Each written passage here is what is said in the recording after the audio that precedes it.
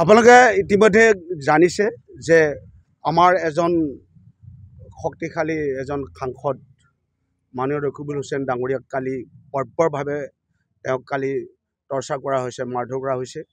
আৰু এয়া আমি মৰিগাঁও জিলা কংগ্ৰেছে আমি তীব্ৰভাৱে গৰিহণা দিছোঁ। আৰু আমি ইয়াৰ পৰাই আমি জিলা কংগ্ৰেছৰ আজি এই প্ৰতিবাদস্থলীৰ পৰাই আমি হিমন্ত বিশ্ব শৰ্মাৰ পদত্যাগ আমি দাবী কৰিছোঁ। এই চৰকাৰ বৰ্খাস্ত কৰিব লাগে। আমি তাৰ বাবে আমি তীব্ৰ প্ৰতিবাদ কৰিছোঁ। আৰু ইয়াৰ বাবে আমি জিলা কমিশ্যনাৰ জৰিয়তে আমি ৰাজ্যপাললৈ আমি মেম'ৰেণ্ডাম আজি আমি প্ৰেৰণ কৰিম। আৰু আজি আমাৰ এই প্ৰটেষ্টৰ মূল উদ্দেশ্য এইটোৱে। এটা কলা অধ্যায় আমি দেখিবলৈ পাইছোঁ, যি সময়ৰ পৰা মাননীয় মুখ্যমন্ত্ৰী হিমন্ত বিশ্ব শৰ্মাৰ যেতিয়াৰ পৰা দায়িত্বভাৰ লৈছে, এইটো ঘটনাই প্ৰথম নহয়। ইয়াৰ আগতো বহু ঘটনা এনেকুৱা পৰিস্থিতি আমাৰ প্ৰদেশ কংগ্ৰেছৰ সভাপতিৰ লগতো হৈছে। এইটো খুব নিন্দনীয় ঘটনা, য'ত এজন জনপ্ৰতিনিধিয়ে সুৰক্ষিত নহয়, আমি সাধাৰণ জনতা কেনেকৈ সুৰক্ষিত হ'ম?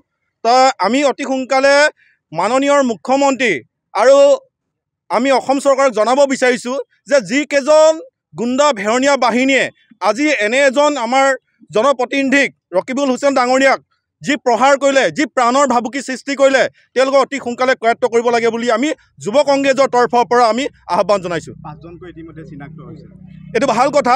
আৰু তেওঁলোকে পদক্ষেপ ল'ব লাগে। আজি 5জনে নহয়, মুখত যিহেতু ক'লা কাপোৰ বান্ধি তেওঁলোকে আক্ৰমণ কৰিছে, সেইসকলক অতি শীঘ্ৰে কৰায়ত্ব কৰিব লাগে। আৰু যিমানকেইজন এই ঘটনাৰ লগত জড়িত, অতি সোনকালে তদন্ত কৰি তেওঁলোকক উচিত শাস্তি ব্যৱস্থা কৰিব বুলি আমি আশা ৰাখিলোঁ গৃহমন্ত্ৰী আৰু অসম চৰকাৰৰ ওপৰত। PSO গৰাকীক বৰ্বৰভাৱে প্ৰহাৰ কৰা দৃষ্টিগোচৰ হৈছে, এই সন্দৰ্ভত কি ক'ব?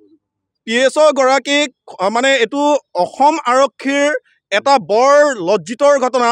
আজি আৰক্ষী বাহিনীয়ে জনসাধাৰণক সুৰক্ষা দিয়ে, তেনেস্থলত আজি অসম চৰকাৰৰ যি শাসনৰ ব্যৱস্থা থকাৰ এই জনসাধাৰণৰ ওপৰত যি মাধৰ্মা হৈছে বা যি PSOজনৰ ওপৰত আক্ৰমণ হৈছে, সেইটো আমি নিন্দনীয় জনাইছোঁ, সেইটো গৰিহণা জনাইছোঁ। এনে পৰিস্থিতি আগন্তুক বৰ্ষলৈ বা আগন্তুক সময়লৈ হ'ব নালাগে।